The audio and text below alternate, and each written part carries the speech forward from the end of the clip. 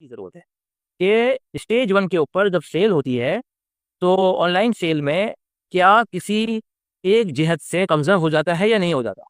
Gold का कब्जा हो जाता है बायर के लिए, और या ये कि सेलर जो है वो करेंसी पे कब्जा कर लेता है at the time of sale या नहीं करता। तो एक तो इसको इंश्योर करना ज़रूरी है। ये है point number one. Point number two ये है कि जब गोल्ड परचेज कर लिया, परचेज करने के बाद क्या उसका जैसे आपने बताया कि जो स्टोरेज है वो उसी सेलर के पास होता है।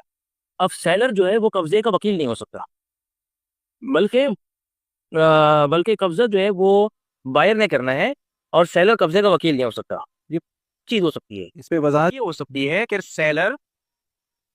दी। असल में ये बोलना भूल गया मैं कि सेलर किसी और एक थर्ड पार्टी को अपॉइंट करता है जो वॉल्ट सर्विस देता है, जो स्टोरेज सर्विस देता है। सेलर उसको अपॉइंट करता है, थर्ड पार्टी को।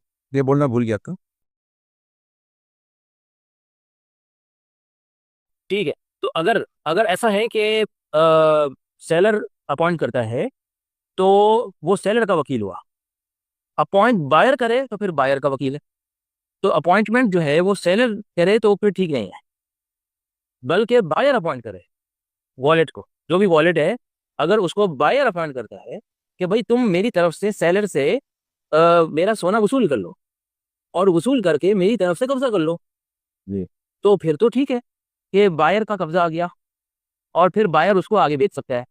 लेकिन अगर सेलर ही इसको अपॉइंट कर रहे हैं तो वो तो सेलर का वकील हो गया। मेरे मेरे तो ख्याल में। खुलासा ये है कि इस पूरे मॉडल को समझने की जरूरत।